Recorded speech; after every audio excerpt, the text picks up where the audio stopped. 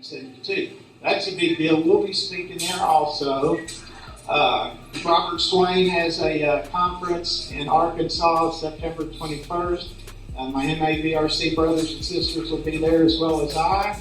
And then my buddy Greg Woolheater has a really good conference in Jefferson, Texas, October the 18th. So, how many people have been to Jefferson? It's a great place to go. There's lots of antique stores, and Caddo Lake's a spooky place, lots of Bigfoot reports, and really a great place to go. I've done pretty good with my book. It was voted one of the top 10 cryptozoology books in 2017.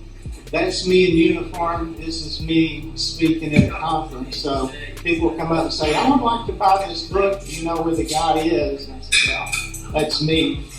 My buddy Lyle has helped me out a little bit with the cover there and helped me get started. He kind of inspired me because when he started his Feast of Boggy Creek book, I was the one that had been assigned by the group I was in to do the Fouke monster reports. And he came to me and said, hey, what do you got? And I told him, and then he took the bull by the horns and went on and wrote a great, great book. So I owe a lot to Lyle, and he has been a great help with me with my books. That's what I'm going to talk about today. What is it? Is it a fact or folklore? It can't be both, can it? And that's the big question for us, and I'm going to try to give us some answers. So as I speak today, kind of put everything in a category in each of my slides. Is that a fact, or could that be put in folklore? It can't be both. Everybody's familiar with the famous Patterson-Gimlin film, the one still taken from the movie that they made back about 52 years ago. When I saw it at the age of 13, it looked real, and even today, it looks real to me. I mean, that looks like a calf that's being flexed. That looks like a hamstring that's being flexed. That looks like hair that's been rubbed off the side of an animal as it moves its arm up and down. So I'm not sure this could be faked. This is either an abnormally shaped, huge man that's had hair meticulously glued to its body, or it's a Bigfoot. But is it a fact? Well, it's a fact. It's a fact because we have a video of it, right? The Legend of Boggy Creek, the movie that came out in 1972, a lot of you have seen it. The guy that made the movie made it as though it was a documentary, interviewed actual people on actual locations. And when I got through seeing it, I thought I'd seen a documentary. I thought, well, this is what I want to do if I ever get the chance. I'm coming to Fouke, Arkansas, and research. Well, I talked to Bob Gimlin. He's the guy on the right, obviously, and he's told me many times, Jerry, we were not hoaxed. That animal was real. It spooked the horses. It spooked me. I nearly shot it. Anybody tells you it's a hoax, they're a liar. And I believe the guy. I believe what he saw those many years ago was a real animal. But can we prove it? I'm kind of on the same page as Shelley. What can we really prove? It's a cultural icon. This is Fouke, Arkansas today. Actually, this is the Monster Mart. It looks even more hideous today because they have more Bigfoot statues and stuff outside.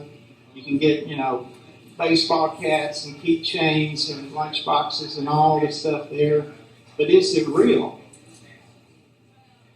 Well, I joined the Texas Bigfoot Research Center in 2001. Greg Woolheater and Luke Gross started it. It was one of the first things I found online.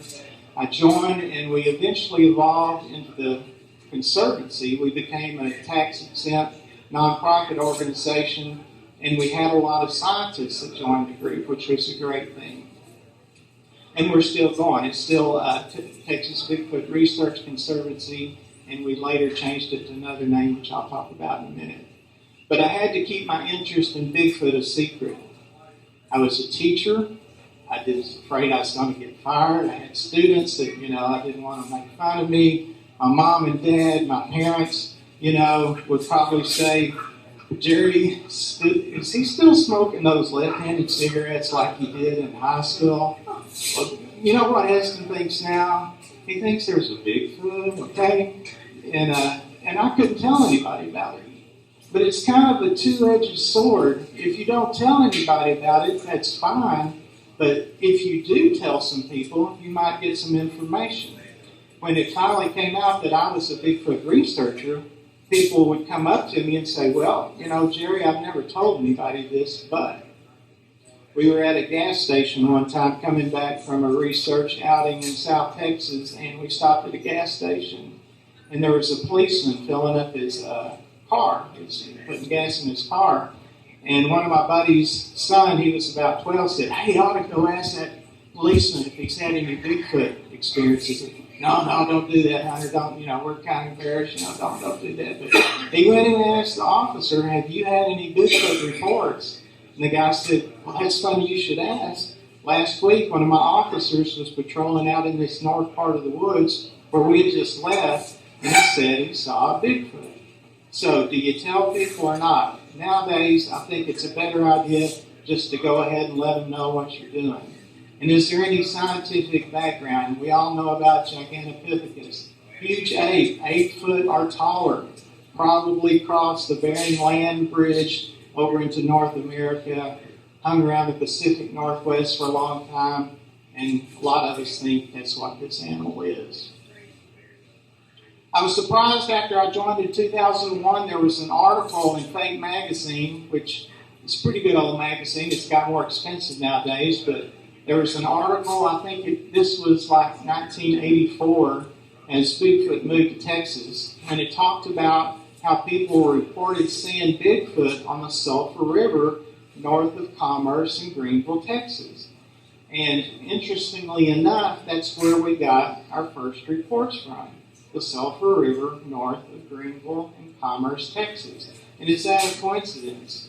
I don't know. I found patterns. Matter of fact, I talked to a guy last week at a conference, and he said, do you know where Cooper Lake is? I said, yeah, that's where the Sulphur River runs north of Commerce and Greenville. He said, well, me and my son have gone out there several times, and we think there's some Bigfoot out there. We've heard tree knocks, we've heard vocalizations, and I'm thinking, this isn't a coincidence. This is just another example of how over and over and over I've seen the same patterns. We started out on this lady's property. She said occasionally for horses, she would hear them outside galloping to the barn. And she would hear the dogs run into the carport and start whining at the door. And she would go outside and look around and know there was something out there, but she wouldn't see anything. One night she was washing dishes late at night, and she had the kitchen window open as she was washing dishes, and she heard an owl. It sounded like the owl was hooting as it went through the trees next to a barbed wire fence. But she was also hearing these large bipedal footfalls crunching leaves. So she said, I think there must be a Bigfoot here because I've heard around Cooper Lake here and where we live that that's what it is, and that's where we started. And that's the Sulphur River bottoms that just go from miles and miles and miles all the way to Fouke, Arkansas. Huge bottomland. When it floods, it's a mile wide. This is how I felt. You've seen the Charlie Brown cartoon. Poor old Linus is sitting out in the pumpkin patch waiting for the great pumpkin to show up. Everybody's making fun of him. And I began to feel that way after a year or two. I was lucky. The first 6 months, I had one incredible encounter, which I talk about in my book. And I knew there was something out in the woods, but 80% of the time for the first 3 or 4 years, I would sit out in the woods all night and not hear a thing. What are you doing, Jerry? Well, I'm waiting for the great pumpkin to show up. Oh, good boy. You just go ahead and keep doing that. So that's the way a lot of other research, and that's why a lot of people quit. They want to get into Bigfoot research, and if they don't hear or see something pretty soon, they quit. So now I'm a member of the North American Wood Ape Conservancy, and we like that name because it's more descriptive. It's an ape in the woods, and that's what we're calling ourselves now. And we're trying to divorce ourselves from the paranormal because the paranormal is something that you can't measure and you can't explain, and you can't measure it. Now these guys have something they can measure. They can put it on a slab and dissect it and put it in the right taxonomy. I was in a paranormal conference last week. Everybody likes a good ghost story, so here's the ghost story. And how does that line up with Bigfoot? Well, I'll tell you. My father died about 5 years ago. About 5 days later, all the family flew in from around the country, and we had the funeral. We celebrated his life by going to a catfish restaurant up at the dam at Lake Texoma. And after we got through, we all started taking pictures, just to remember it. And my niece on the right there, Delana, and her daughter Savannah, got to looking at the picture, and she sent it to my brother and I and said, "Look at this old man in the background." And my brother and I knew that was our father, who had died 5 days earlier. I knew exactly what he looked like. I know the shape of his ear. I know the shape of his nose. I know how his hair is cut. He has a particular way that he crosses his arms when he sits at a table. And we said, that's our father at his favorite restaurant. My wife was intrigued, and she worked for a doctor, so she took it to the doctor and said, "Hey, Dr. M, look at this picture of this old man. What do you think?" And he said, "Why is that old man sitting in a hospital gown in a restaurant?" So that's my father in the hospital gown that he died in 5 days earlier. Can I prove it? Nope. But do I have some evidence? Yeah. But is it a fact? I don't know.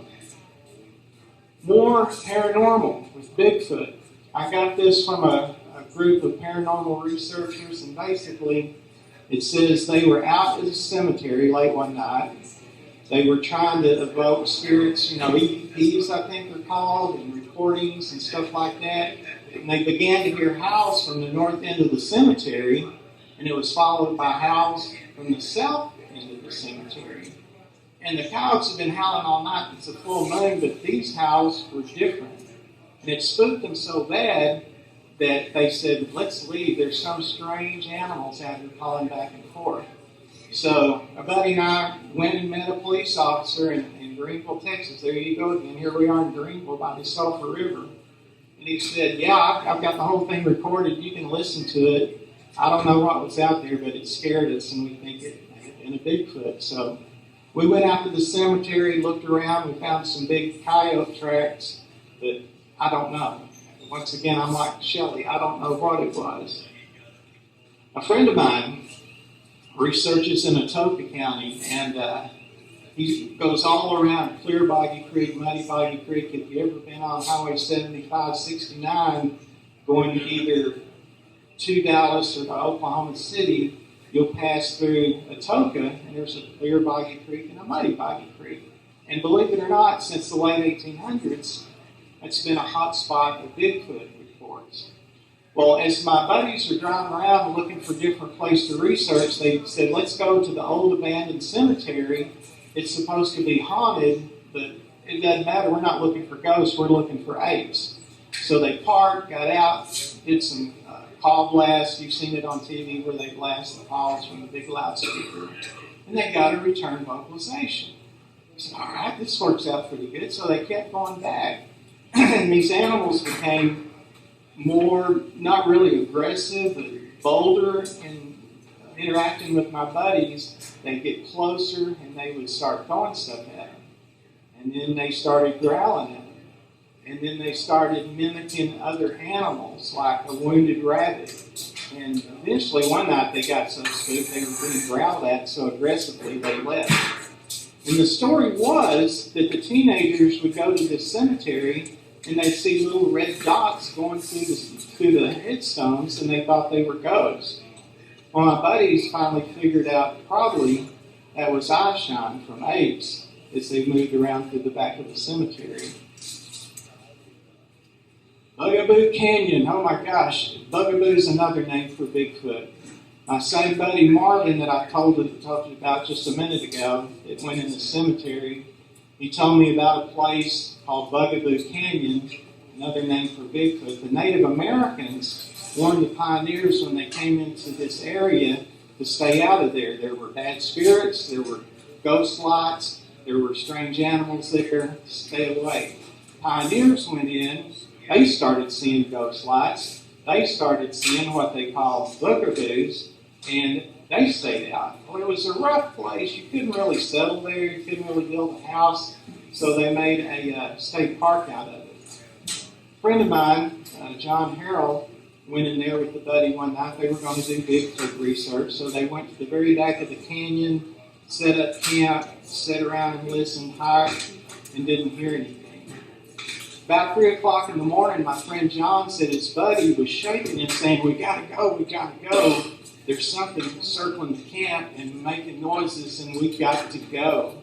And John said, we are not hiking out of this canyon at 3 o'clock in the morning. He said, you're just going to have to chill out until the sun comes up. Well, John got up at sun, just as the sun was up, and his buddy was sitting there with all his stuff packed, ready to go. So my buddy, another guy that I researched with, named Mark Porter, he and I decided to reenact that, try to do the same thing, and see if we could have any activity. So we hiked into the canyon, set up camp near a steep canyon wall, walked around, did vocalizations, tried to evoke some response from apes if there were any there. Didn't have any luck, so we hit the sack about midnight. About 3 in the morning, I woke up and I had to relieve myself. So I went over the edge of the canyon, did my business, and it was just a beautiful starry night. You know what I'm talking about. You get way away from the city and you can see all the stars in the Milky Way. And I was sitting there looking at the sky, and all of a sudden this orange basketball-sized blob lit up in the sky and just started moving across the sky right above the canyon. And then it started to go up and down, kind of like a heartbeat monitor. And I was sitting there looking at it thinking, my God, what is this? And it blinked out. Well, I was about to go tell my friend Mark when another one appeared over in the other part of the sky and went across the sky for about 3 seconds, and it blinked out. What the heck was that? I don't know. Does it have anything to do with Bigfoot? I don't think so. But I don't know. So occasionally the paranormal crosses over into Bigfoot, even though we're trying to divorce ourselves from the paranormal realm. So we're cryptozoologists. We're looking for unknown animals. And I found exobiology and thought I'd throw that in there because I thought it was a cool name. But we're not looking for ghosts. We're not looking for UFOs. We're trying to look for unknown animal. Scientists don't believe it. You guys are a bunch of pseudoscientists. You're not, like Shelley said, you're not following science. You're just out there hearing stuff and getting scared. Well, we're not really. We are following the scientific method, just like Shelley told you about. And really, Carl Linnaeus, back in the 1700s, he was the one that came up with modern taxonomy. In other words, class, order, family, genus, species. So, he was a cryptozoologist, and really all of the humans on Earth from the beginning of time were cryptozoologists because they were looking for new animals either to hunt and eat, or they were just trying to figure out what they were. So Carl Linnaeus put them in different groups. Cats are in the same families, tigers, and so on. So that's what we're trying to do in the NAWAC. And we have a scientific method that we go through when we get reports. For example, a 1A would be, hey, we found a dead Bigfoot in our pasture, come and get it. Okay. Or a 1B. 1B would be a good report. Oh, let's see, I was thinking about one before I come in here. There was an instance, I've got a cast out there I'll show you if you come by my table. But we had an instance where some investigators went into a state park. They had heard Bigfoot were roaming the area. They played some vocalizations and got responses. Another group called the GCBRO had been in there, and they had activity that they believe were actually Bigfoot. We brought in other teams, and these animals would come in and circle our camp, and we would chase them off, and they'd come back. And this would go on for hours. So, and then we had a cast. This guy was driving into the park. Some deer ran out of the park into the swamp, and then they immediately come out of the swamp back into the park. He walked down the game trail, and he found this big cast in the middle road. So that would be a 1B, at least a 1B category. And we go down the list to the level 2 and level 3, and then eventually we get to the hoaxers, which is a shame. And before we get to the hoaxers, there's a lot of unusual animals that make sounds at night, and people think it's a Bigfoot, but any of you guys that are outdoorsmen, you know that there's a lot of weird noises in the woods at night. There's a lot of birds that make weird sounds. Foxes make weird sounds. So if somebody says we heard a weird sound, we're probably not going to investigate it. And unfortunately, we've had to deal with hoaxers. So this is something I live by, and Shelley and I talked about it, we live by. I don't want to hear, an incredible story. If you've got something to back it up with, I'll go along with you. Or, if you say you're seeing them all the time in an area, I want to see one when I go. Next, we've got Plaster cats. Cliff Ragland was in the show Finding Bigfoot, and I saw this online. And on the right, it's supposedly a toenail that they got from the cats. And remember, that's a weird-looking footprint on the left, but that is not what the animal looks like, or the bottom of the animal's foot looks like. That's what's left in the mud and when the animal leaves. So I think this animal may have stepped to the right and maybe pivoted on its toe, or vice versa. But anyway, that's supposed to be a toenail. This is a guy by the name of Jimmy Chilcutt. He was a CSI investigator in Conroe, Texas. And he became interested in the Bigfoot phenomena because people kept telling him there were Bigfoot around Conroe and that possibly there were dermal ridges in cats. So Jimmy was an expert on the dermal ridges in our fingers. He was one of the first people to tell male from female, Hispanic from African Americans or white people. And FBI and the CIA, when they were in the South and they had some fingerprints they couldn't identify, they'd bring it to Jimmy. So he became interested. We brought him some of our cats, and he said, let me see if I can find some dermal ridges, because I've already found some dermal ridges in Bigfoot tracks. Matter of fact, I found microscopic dermal ridges in some Bigfoot tracks. And one of them in particular, the animal had stepped on a small stone and cut its foot. And the cut had sutured over. And how can you fake that? How can you fake a microscopic dermal ridge that's been sutured over after it heals? So that's pretty compelling. And on the right is the track I have at my table. Big Jim's casting it right now. And on the left, you can't see it very well, but that's one that was in the mud at the boat ramp down at Steinhagen Lake. I don't have a stamp yet.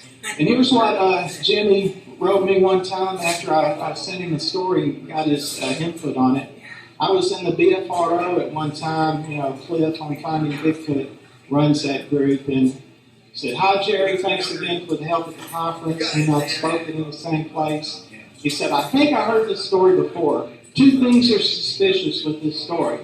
First, the people at the district crime lab would have been more curious with an unknown hand. They would have tried to identify it. Second, a flesh and blood hand could only be kept in a refrigerated area. While both of these could be true, it just does not ring true. Good luck with your investigation. By the way, was this in Texas? Well, here's the story. A lady was in her front yard one morning, and her dog ran up out of the creek, and in its mouth, it had a mummified hand. She looked at it. It was a big hand, weird-looking, old.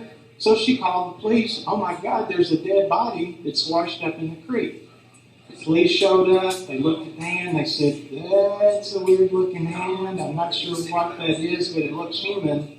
So we've got to go look. So they searched up and down the creek, looked all through the woods, could not find the body, and they said, I don't know, maybe this was a murder years and years and years ago. If we find more evidence, that's cool. We'll take it to the police department and put it in their evidence locker. So the story got out to the Bigfoot community, and the local investigator, this was either in Mississippi or Alabama, I can't remember, but he went to the lady's house, and she said, yeah, my dog come up with this big old mummified hand. I don't know what it was, but it was weird. So then he went to the police department, and they said, yeah, we remember that. When you called us, we went and looked in the evidence locker, and it was missing. So that was years ago. We don't know where it went. Well, darn it. If we could have had that mummified hand, we could have had DNA, and it would be over with, wouldn't it? But that's a fact. That's a true story. But, is there really anything we can take from it? There's a video that's been made. That's a fact. We know Gigantopithecus lived at one time. There's plaster cats, no doubt about it. Are they real? In taxonomy, chimpanzees do the same thing as Bigfoot. You've heard it before. Chimpanzees will bang on trees with sticks. They'll mimic other animals. They'll do all the things that the Bigfoot do. So that's kind of in the fact category. Fouke monster, it's a local folklore. Or is it? The paranormal, can we put Bigfoot in the paranormal and just say that's it? And we got all these stories, like Shelley said. We got all these unverified accounts, but they're just stories. I know you can't see this very well, but this is Lake Texoma, near where I live. And like I said, I was assigned this area when I first started investigating. There's a straight line from Interstate 35 going across to an old bridge near Callisburg, where teenagers used to park and party, and saw a troll come out from under the bridge. And there was another sighting at a different bridge at Hagerman Wildlife Refuge. But this is straight across through thick woods, and it's a pattern. And believe it or not, if you ever take Interstate 35 up to the casino, you're passing through a good area when you cross the Red River that has had Bigfoot sightings. Matter of fact, last week, a guy said, have you ever heard of Thackerville? I said, yeah. And he said, well, my friend and I were on the back road back there, and believe it or not, we saw Bigfoot across the road. I said, well, yeah, I believe you. A buddy of mine was here just a minute ago, Bill Kaufman. He's a Bigfoot researcher. And he was down there a month ago, and he showed me some clear 5-toe tracks that he had cast in the area. So there's a pattern. On the north part of the lake, a hog hunter saw a Bigfoot while he was hunting at the wildlife management area in Love County. In Kingston, a man and his mother saw one while they were out target shooting. And then over here, there's a mother and son came out of their cabin one morning, a lake cabin, and there was a Bigfoot standing on the beach. So straight across, up and down, from Interstate 35 on the Red River, all the way to Fouke, Arkansas, there's Bigfoot reports. And it's a pattern. Speaking of patterns, some of you may have heard of Warren Coleman. He's one of the foremost, or the foremost, cryptozoologist in the world. He's written a lot of books, and one of my favorites is Mysterious America. He doesn't just talk about Bigfoot, he talks about giant catfish. Like at Lake Texoma, they said, there's 30-foot catfish that live down below the dam, have huge mouths, and they'll swallow a man in one go. We have divers that go down to check the dam to make sure it's structurally sound, and they've seen them. And there's the same stories at a lot of lakes across the country. He talks about big black cats. I've talked to dozens of people that have seen big black cats out in the woods. And in his book, he mentioned if you hear a name of a place like Bugaboo Canyon, there may be something to it, because the pioneers are going to name it from whatever matches it, like Bear Creek. Probably the pioneers saw a lot of bear. Cougar Canyon, on and on and on.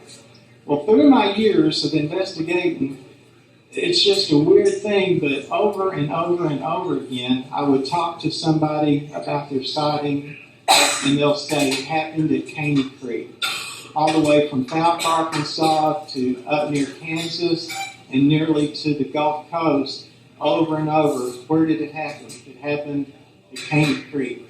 I talked to a guy a year ago. He lived on the border of Kansas and northern Oklahoma, and he said his mom and him were sitting at home one night, and a friend came in the front door and said, hey, they saw a Bigfoot out at the state park. Come on, let's go look. No, come on, let's go look. So they went and looked, and by golly, sure enough, this ape-like creature come up out of the river. and it was surrounded by cane. And the name of the river, Little Creek, was Caney Creek. Well, what does that have to do with Bigfoot? Well, I got to looking at cane. There's 2,000 species from the Appalachians, which Lyle talked about earlier, to here there's river cane. It's not really edible, except maybe in the early spring some animals could eat the fresh shoots. But it is a very important place for animals to make dens and to live in. In Florida, the Florida panther was on the verge of extinction until the wildlife management people came in and talked to the developers and said, you've got to quit developing areas where there's large stands of cane. This is the only place where the Florida panther will raise its young and live, and that is its habitat. So they stopped developing those areas, and the Florida panther came back from the brink of extinction. And over, I've heard Caney Creeks, and I've talked to people. My friend down in Atoka County has had a lot of encounters in this huge cane break.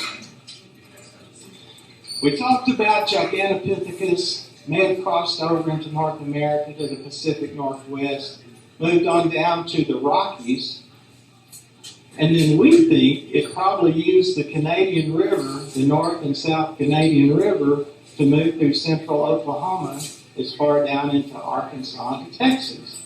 And do we have any evidence of that? Well, let me go back. Right about here, believe it or not, west of Oklahoma City, there's some tribal land, and on the tribal land there's a casino. One morning, a security guard came in and they said there was a disturbance in the back parking lot. Will you look at the footage? He said, yeah. So he started looking at the footage, and there was a security light, and under this security light from the pasture came this huge dark figure. Its head nearly hit the light, and it went over to a grease pit and opened the lid and started scooping the grease out and eating it. And wasn't long till word got out, and the poor Native Americans were lungish with people. Where's that video? Where's that video? We want to look at it. And they finally said, just go away. We may have thrown it away. It may be locked up, but we're not talking about it. And by the way, you're on private land, so you need to leave. Well, I talked to a BFRO investigator that got to look at it before they locked it up. He said, yeah, Jerry, there was some big, huge black shadow, and it was a Bigfoot, and it come out of the Native American land. If you will go to our website, NAWAC or wood8.org, and you'll look up possible Wood8 photos from central Oklahoma, on the right you'll see a picture from near this casino that I was talking about. And this is Texas Bigfoot Research Conservancy. You can also look it up. There was a guy, he was an elder in the tribe, and they were picking up trash after an event one day, and he was sitting in the truck. He wasn't doing a whole lot, and his friend said, why don't you do something? You've been sitting in the truck all day. He said, okay, fine. So he went over and picked up a Coke can, and he said, look, I'm working. Take a picture, okay? Well, they took a picture of him, but they got to looking in the woods behind him, and they said, look, here's one of these animals that's been passing through here for decades. There's one of those animals that we hear making noise in the creek in the woods. And they sent it to, I believe they sent it to the BFRO, and eventually we got a hold of it. And I was fortunate enough to go with Alton Higgins, one of the curators of NAWAC, to the land. And you've seen the show Finding Bigfoot, where Bobo would go out and he'd raise his hand up and down to see how tall this animal was. Well, I stood in the exact spot where this animal was standing, and my head came to about its shoulder, and it was twice as wide as I was. I believe on the Finding Bigfoot episode called Oklahoma City, somebody debunked this picture and said, well, the hair looks like some hair that's used in Bigfoot suits. Well, I'm sorry, but I don't think they make 8-foot-tall gorilla suits. And I don't think there's anybody that would fit in an 8-foot-tall gorilla suit that's twice as wide as me. Well, I think it's a real picture. It's my friend Alton compared it to the famous Patterson-Gimlin picture on the left, and you can see the dimensions of the head, the shoulders, and the skull. And I think this may be real. Here's my friend Mike Mays. He's in the NAWAC.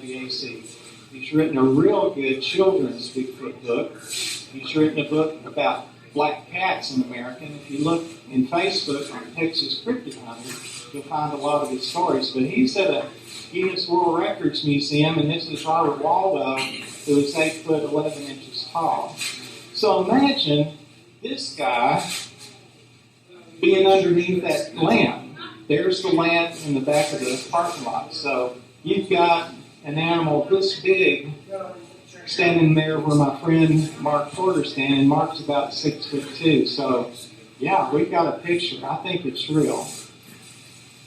Kathy String Moskowitz. She's an anthropologist, archaeologist from California. She's worked with a lot of Native American tribes, and she wrote a book about Bigfoot and Native Americans. And all of the major groups, she says, in North America have a name for Bigfoot. From Washington State to Florida, they've all got a name for it. And isn't that peculiar? Some people say, well, it's just their folklore, it's legend handed down. And she says, no, not all of it. A lot of it, they say, it's just simply another tribe of people that are covered with hair and like to be left alone. And isn't it funny that she's a Bigfoot researcher from California, the hotbed of Bigfoot sightings, and she comes to central Oklahoma and finally sees a Bigfoot. And that's in my book. That's a pretty cool story. Anglos, Native Americans knew about these things for centuries. Anglos came to Oklahoma, brought everything with them, railroad, and they brought the printing press. And it wasn't long until after that the stories began, in the late 1800s. Frank J. Dobie is probably the folklorist from Texas, and he talked in one of his books about the wild woman of Nagadon. And back in the 1800s, the story went that there was a wild woman covered with dark black hair that would come out of the Nagadon River and go to people's farms and steal things like silverware or a plate or a mirror. And eventually they got a posse and tried to round her up, and they chased her on horses. And you can read about it yourself, but that's what we feel is one of the first folklore stories about Bigfoot in Texas. Well, that was back then, but how about now? You talked to Lyle, or Lyle spoke earlier, there's still reports coming from Fouke, Arkansas, so this year. Matter of fact, Lyle and I went up there and talked to some people this year about a sighting they had. And there's a guy by the name of Eddie Burgess. We went out on this land. He's got about 200 acres, and Boggy Creek kind of snakes through his property. He said, Jerry, one afternoon, it was getting late. There was a big storm brewing. It was lightning and thundering, and I was laying on a bed looking out a window at this house. And I looked out the window, and this big, hairy creature come walking up out of the woods and just stood by the barbed wire fence looking at the house. He said it shocked me so much that I jumped up out of the bed, and about the same time, a lightning flashed, and the creature saw me. So it saw me jump up, and it just turned around and walked off, and that wasn't that many years ago. So we're talking about over and over and over, people are seeing animals. Is there a habitat for the Fouke monster? Well, the Sulphur River, north of Commerce and Greenville, runs for 175 miles all the way to Fouke, Arkansas. There, at the Sulphur River Wildlife Management Area, there's 7,500 acres of this. A friend of mine by the name of Ken Stewart and I flew over it, and that's it, folks, for 7,500 acres. You're okay if you stay on the bayou, but if you get off, you're in kind of a bad spot, and that's Mercer Bayou that's pictured. And that's not counting the Red River. That's not counting the Red River that runs all the way from the panhandle of Texas to near Fouke, Arkansas. And there's another creek called White Oak Creek that runs between them. And it has a huge bottomland that we have reports from. So if anybody tells you there's not a place for Bigfoot to live in Oklahoma or Texas, you tell them to do some research. And I don't know if this will play. It may or may not. I can give it a try. I'll try to look here real quick and see. And I don't think it is, which I'm not surprised. It's not MABRC's fault. It's just audio and PowerPoints are tedious at the best. But this is what. Let me see. Yeah, this is what it looks like down in a kayak late at night. And it's in my book. It's a long story, but we played vocalizations late one night, 3 o'clock in the morning. And we got long, drawn-out howls followed by whoops coming back from us. So there was either an unknown animal out in the swamp at 3 o'clock in the morning calling back to us, or there was a hoaxer out in the middle of the swamp at 3 o'clock in the morning with huge lung capacity calling back at us. So, I don't know. And I was unfortunately in an episode of Monster Quest. It was okay. It was okay because it showed Area X where we research now, but a lot of it was ballyhooey. And but I wanted to show you this because we were using hunter techniques. We were covered in camo, had our kayaks covered in camo, and we went up and down the Mercer Bayou for the camera people to demonstrate, what was going on, and that was pretty cool.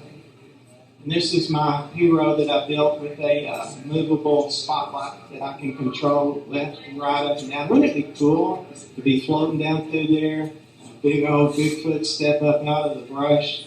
Oh man, what would you do? Would you stop? Would you go look? And there we are at the end of the episode where no camo, just it's dark. But I'm about to finish up here, and we're talking about folklore versus fact, and I know for a fact that bird exists. It's been categorized. We know where it fits, what kind of water bird. I put that picture on Mercer Bayou. I know that bird exists because it scared the heck out of me. Me and buddy Travis Lawrence were coming back late one night in kayaks down the Mercer Bayou, getting dark, and I heard these loud splashes. Kapoosh! Kaploosh! I said, Travis, the fouke monster's throwing rocks at us. He said, calm down, Jerry. It's these crazy birds. They're diving down out of the trees into the water, and I guess that's how they catch fish. I said, oh, well, I don't know if that's good or not good. I'm looking for the fouke monster. I know this animal exists. I took its picture. There's a little pond next to the bayou, and that's where the mother alligators raise their young because they're safe there. They're not in the bayou where they can be eaten by catfish or turtles or whatever. So we pulled up to this little pond, went over there, and sure enough, there's 3 or 4 little alligators swimming around making their little chirping sounds like you've heard. And like a dummy, I'm sitting there filming it, not thinking about a big old mama alligator is probably sitting off somewhere waiting to snap my leg off. But believe it or not, I was sitting there filming this little alligator, and I heard some noise in the brush on the other side of the little lake. And it got closer and closer and louder, and I saw this huge dark shape starting to emerge from the brush. And as it stepped out, it was wearing a baseball cap.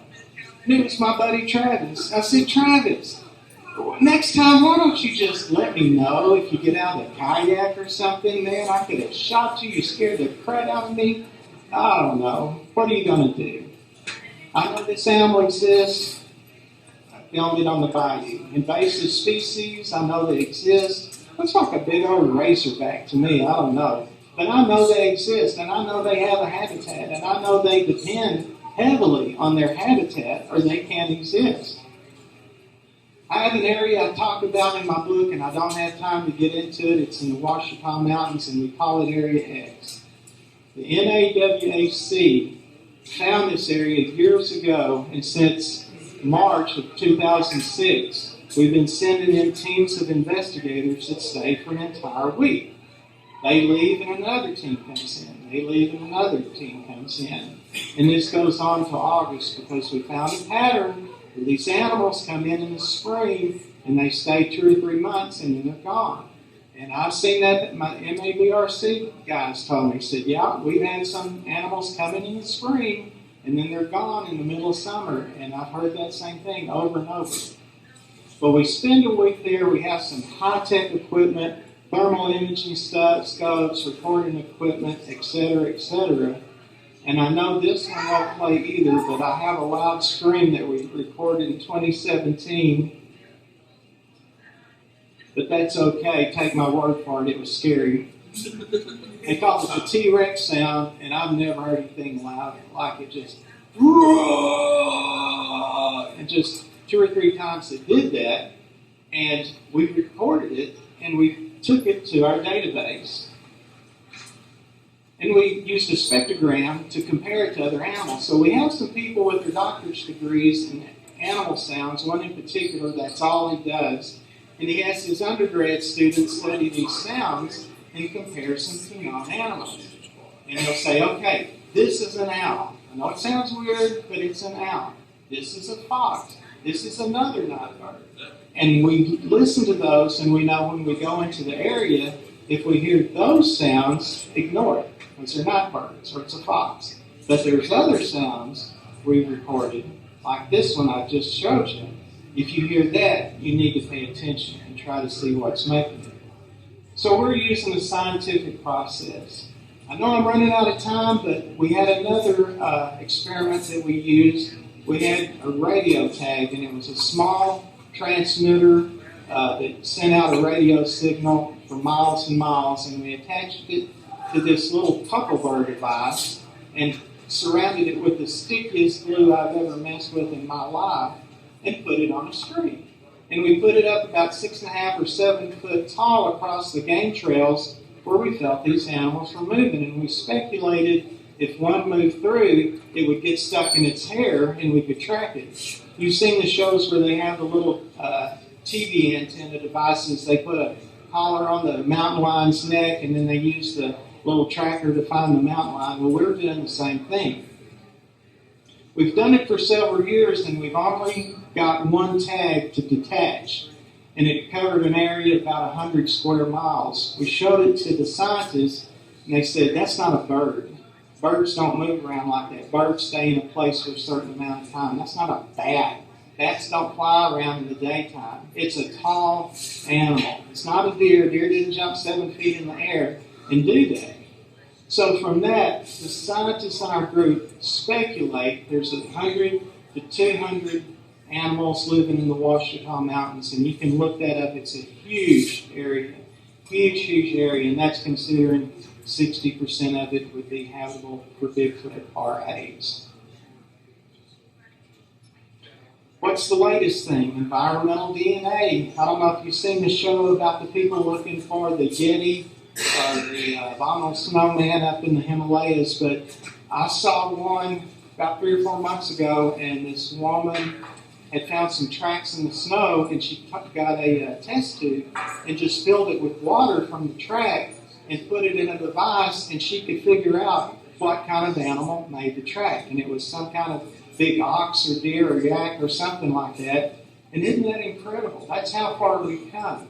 We've got a guy in the group, that's all he does is DNA. And he told us years ago, he said, guys, one of the fastest growing sciences going on today is DNA. He said, you're going to be amazed what comes out in a few years. And here we have this.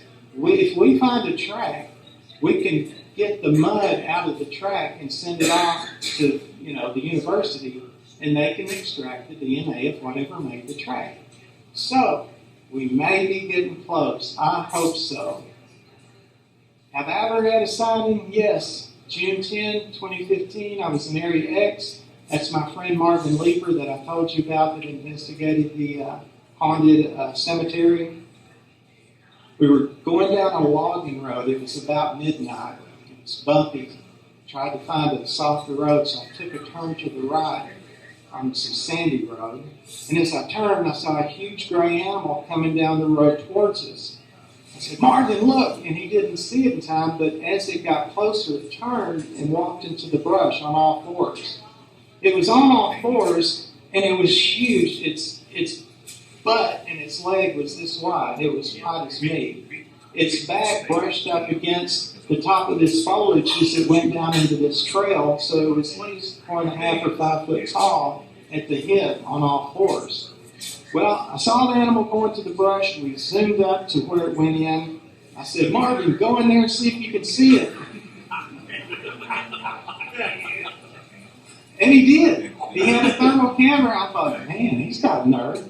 I said, I guess I better go in and make sure he's okay. So he ran in there with the thermal camera, and as we entered, it went down about 3 feet into this big, huge, open 10-foot by 10-foot area. I don't know if it's a bedding area.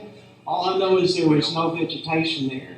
We got down there, we were looking around, and he was looking through his scope, and he said, I see it. It's on all fours up the hill. I said, let me take a look. So I looked at it, and it was standing up, but it was swaying back and forth like it was trying to hide behind these little saplings, but I could see it clearly. And Marvin said, let me look. So I handed it back to him, and he said, it's back on all fours, it's moving up the hill, get back out on the road and see if it crosses the road.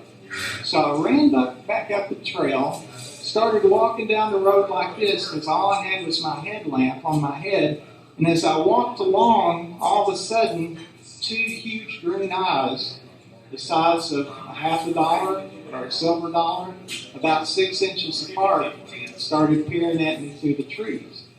I couldn't see a face. All I saw were these 2 huge green eyes looking at me.